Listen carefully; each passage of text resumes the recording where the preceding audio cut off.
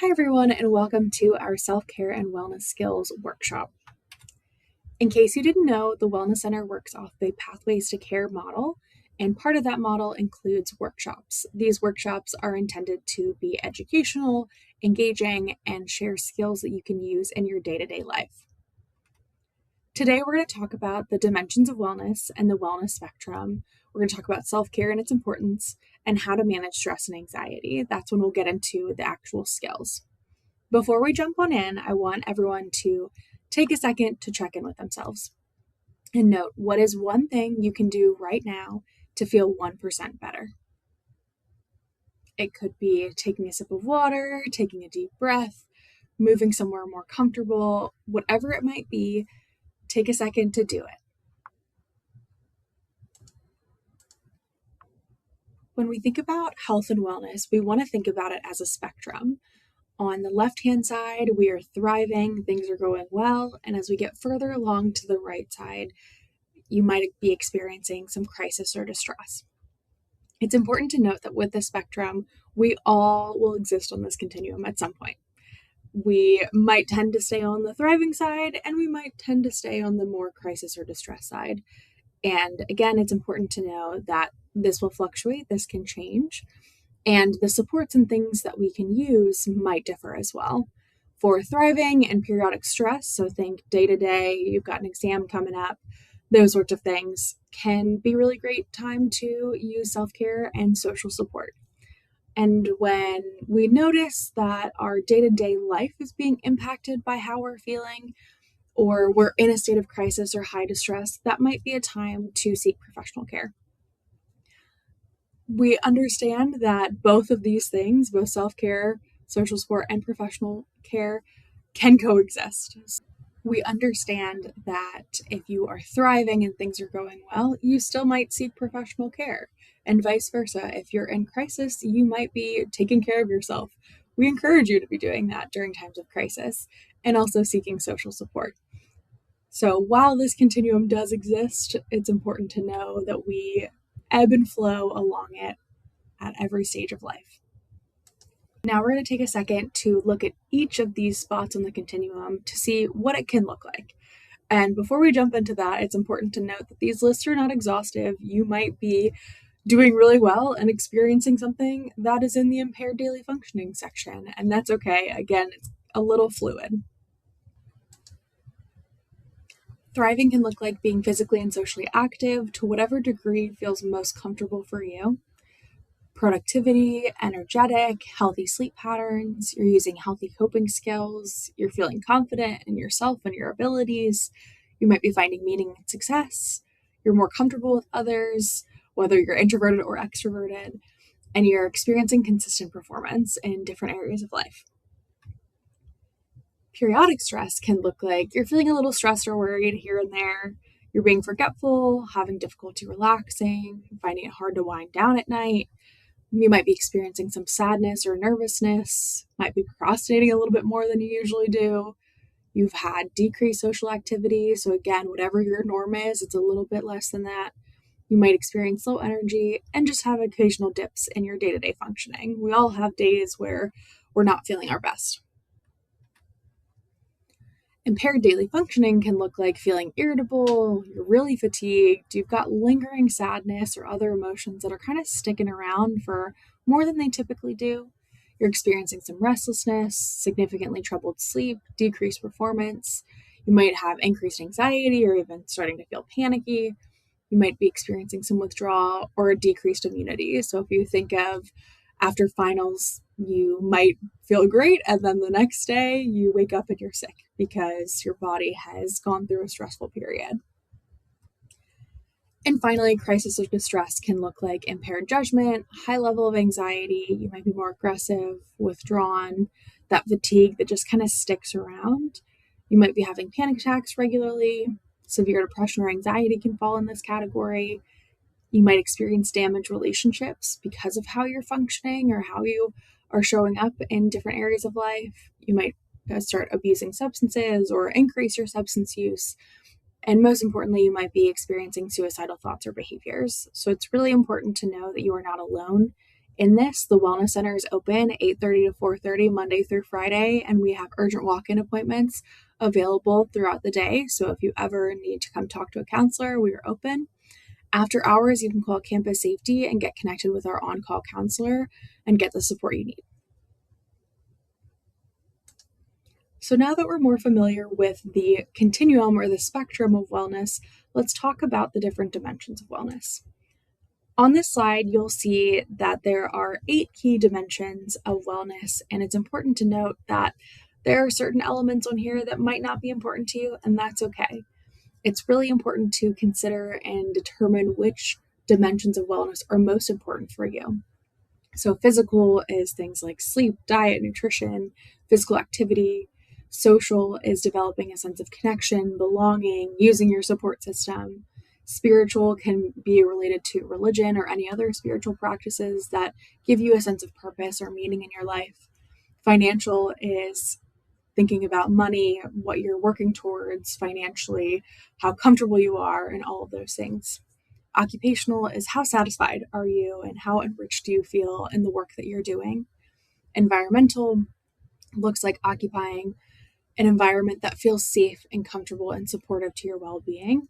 It can also be broader than that and encapsulate taking care of the environment and really enforcing or prioritizing that in your day-to-day life. Emotional is coping effectively with life and navigating stress and daily stressors. And intellectual is recognizing creative abilities and finding ways to expand your knowledge and your skills, whether that's in a classroom or outside of a classroom. Some key questions to consider when we are thinking about wellness. You can ask this of yourself, your peers, your friends. Is what are the top 3 dimensions of wellness for you? And again, this is going to look different for everyone, or it can look different for everyone. And it also might look different in different seasons of life. And also ask yourself, how are you prioritizing them? So if physical is your most important and you have been pulling all-nighters all week, you might not be prioritizing them in the ways that you want to or need to, or that are going to feel fulfilling and supportive for you. And when we're thinking about these key dimensions or top dimensions of wellness for yourself, it's important to also think about what barriers or challenges arise in terms of being able to do those things. So how much time do you have? How much time do those activities take you? Do you have access to those things? And how often do you actually do those things? So for example, maybe taking your dog on a walk after dinner is one of your top ways to encourage both that social, emotional, and physical wellness. And you're at school and you don't have your dog, or it's the middle of winter and it's snowing and you don't want to go outside. It makes those things a little bit more challenging. So we have to get a bit creative. Additional ways that we can prioritize our wellness include practicing self-care. So self-care and wellness kind of go hand in hand. There are 2 definitions on your screen now. The top one is from a student who talks about self-care, and then the bottom is from the World Health Organization. And the first one says, self-care is a process of building a relationship with ourselves and loving ourselves. It's a way of life, consistently doing things to affirm our worth, letting ourselves know we appreciate and accept ourselves for who we are. So that one really emphasizes consistency, appreciation, acceptance of ourselves and our relationship with ourselves. The World Health Organization defines self-care as the ability of individuals, families, and communities to promote health, including mental health, prevent disease, maintain health, and cope with illness and disability with or without the support of a healthcare provider. And what we really love about the definitions here is the importance of community and leaning on not only yourself and your relationship with yourself, but your relationship with others and the resources around you. Now, we understand that life gets busy and it's hard to sometimes prioritize self-care, or we just don't have enough hours in the day. So it's always important to kind of reestablish our why. Why does self-care even matter? It, number one, allows us to show up more fully as our amazing and authentic selves. We can show up in the ways that feel good and supportive and aligned with who we are and our values. It cultivates positivity in our life and our work relationships. So if we feel better about ourselves and the work that we're doing, that's going to influence the people around us. It allows us to set and maintain appropriate boundaries, which can be challenging for a lot of us. It allows us to recognize and address conflicts before they maybe get out of control or really difficult to manage. You might also be less reactionary. So if we think about if you've ever had a day where you have just been back to back classes and running and running and running, and you get back to your dorm and your roommate or your housemate asks you to clean something up, and you just blow up because you're tired, you're exhausted, you haven't taken care of yourself that day, that reaction can come out. It also allows us to create a culture of well-being, which is something that we personally, as the Wellness Center, find very important here on the Hill. But also to create that culture of well-being is a personal responsibility for all of us to ensure that we are prioritizing our own self-care so that we can take care of others. You can serve as a model for other students or your friends. You can support other students in exploring their own wellness and self-care plans. So talking about what you do for self-care can maybe inspire someone else to try that out or figure out what works well for them. And it also increases our self-compassion. So self-compassion is just that compassion that we show towards ourselves. We are often really great about showing compassion towards other people and not so much ourselves, but it's a really great way to take care of ourselves and show that kindness to ourselves that we give to others. But most importantly, you have to ask yourself, why does self-care matter to me personally? You have to establish your why, because that's going to allow you to more consistently show up for yourself. We get that self-care can be easier said than done. You're busy, you've got a lot on your plate. People are asking you to do things, and you've got assignments and all of these things that are trying to get your attention and your effort, and we can feel stressed and anxious. And some of those symptoms of stress and anxiety can be physical, emotional, cognitive, or behavioral, and all of these kind of play together.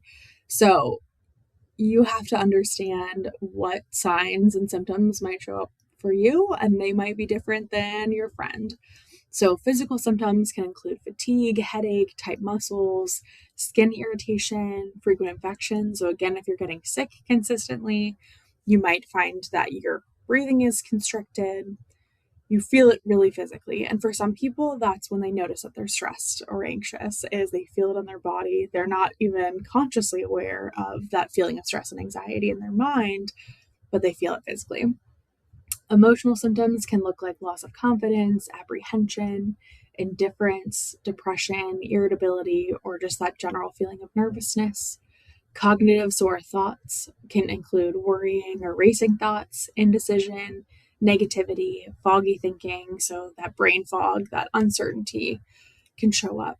We can also make hasty decisions and have impaired judgment when we are feeling stressed and overwhelmed because there's a level of urgency or immediacy that we feel like we have to respond to. And then behavioral, it can look like substance abuse or increased substance use, loss of appetite. So if you're someone who's ever felt nauseous because you're stressed or anxious, that can show up here. You might be more accident prone. So maybe you're dropping stuff, you're running into the door frame a little bit more than you usually do. You might be experiencing some restlessness, so finding it hard to wind down, slow down. And you might experience some loneliness or even some insomnia when you're going through high periods of stress or anxiety.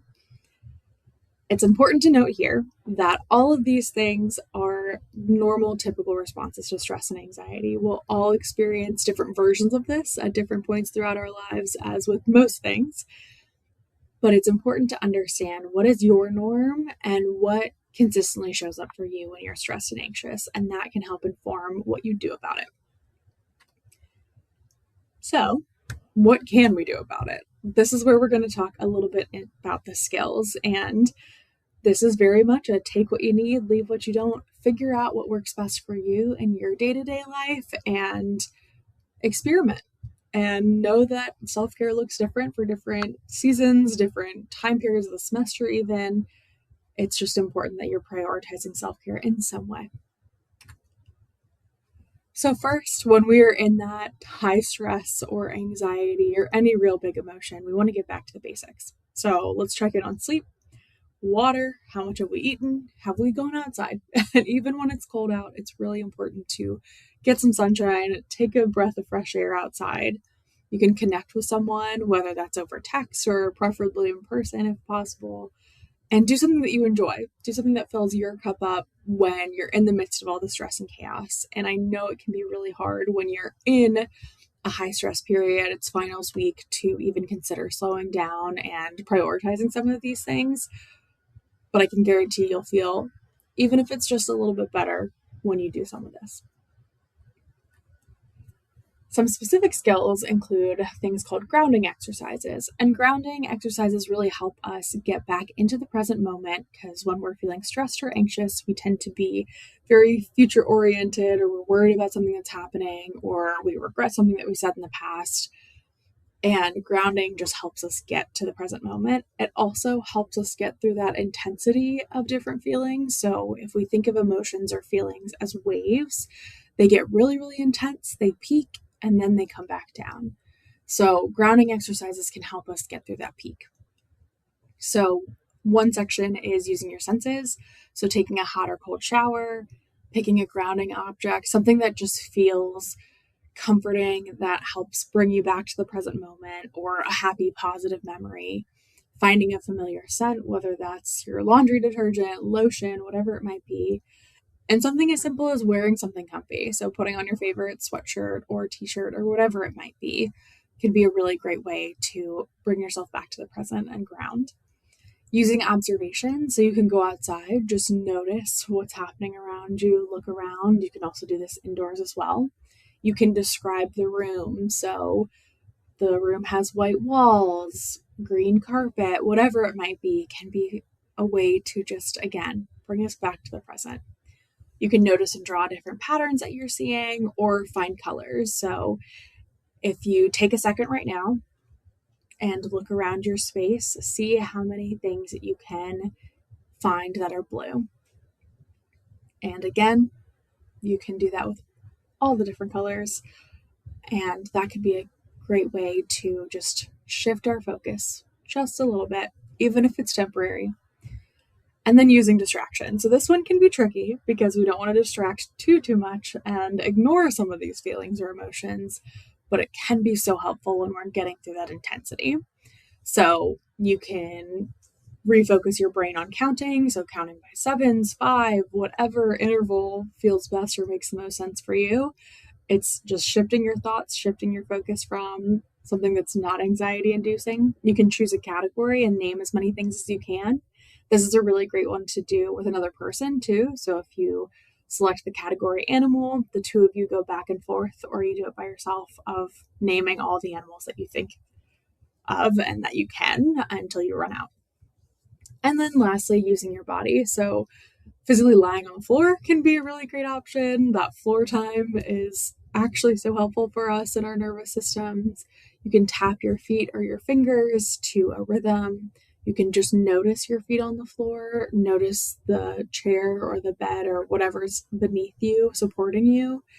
Dancing or shaking can be really helpful when we think about if you've ever seen a dog who's gone through a stressful situation or has maybe run into another dog and is stressed, they tend to shake afterwards, and that helps them re-establish some stability and groundedness in their nervous systems. And that's something that we can do as well. Another great option is deep breathing. So this is something that you can easily do without others noticing. I will often say that people are usually more concerned if you're not breathing than if you're taking slow, deep breaths. A couple options are box breathing. So this graphic on the left kind of demonstrates that, where you inhale for 4 seconds, you hold your breath for 4 seconds, you exhale for 4, and then you hold for 4. And then just repeat that as many times that feels comfortable and good for you. 4, 7, 8 is you breathe in for 4 seconds, you hold your breath for 7, and you breathe out for 8. And with both of those, you really want to focus on elongating your exhale. So making sure that when you are breathing out fully. And it's really helpful to sort of envision a balloon, whether that's in your belly or in your chest, preferably in your belly. When we're breathing into our belly, we are activating some relaxation in our body. So imagine filling a balloon in your belly and then slowly releasing the air. You don't want to just let go of that balloon and let it fly all over the place. If you're someone who really likes a visual or that more tactile option, you can trace your hand. So you either put it on a piece of paper and trace it with a pencil, or just trace it with your other hand, and you breathe in on the outside and out on the inside as you're tracing your fingers. One thing I want to note with breathing is, especially deep breathing, is that this is super helpful for a lot of folks. But if you're someone who, if you're having a panic attack or feeling really, really anxious or overwhelmed, this can actually cause some more anxiety because you might not feel like you're able to take that deep breath. So this is something that you want to practice and you want to get used to see if it feels good for you. And lastly, we can practice mindfulness. So here are some options. The opportunities are kind of endless with mindfulness. You can do anything mindfully, which really just means slowing down, getting back into the present, noticing different sensations. But some examples include going on a color walk. So pick a color, whether it's yellow could be a great one, and you go on a walk and you just notice, or you could take a picture of whatever you want to do, all the things that are yellow in your environment. And that can be just a great way to, one, move your body, but also practice that mindfulness. You could practice a guided meditation. We have a lot of them linked on the Wellness Center portal page. You can find one on specific topics like confidence, gratitude, anxiety. There are also walking meditations. So if you're someone who's like, meditation or mindfulness is not for me, I don't like to sit still, I find that more anxiety inducing, that can be a really great option. And then simply just slow down and notice.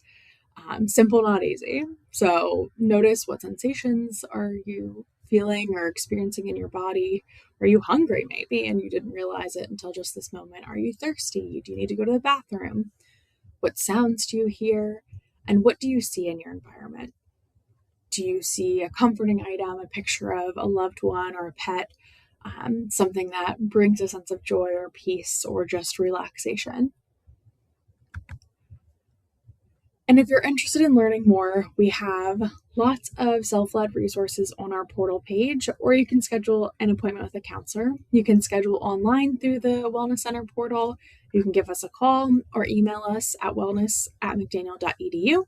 And don't forget that the Wellness Center is open for urgent walk-in appointments Monday through Friday from 8:30 a.m. to 4:30 p.m. So if there's ever a need or time where you'd like to come talk to someone, you are more than welcome to come on by and talk to a counselor. We hope that this was helpful and that you're able to incorporate some skills or you learned something new. And if you didn't, you're reminded of something that is helpful and important for you. And we hope that you take good care and have a wonderful rest of your day.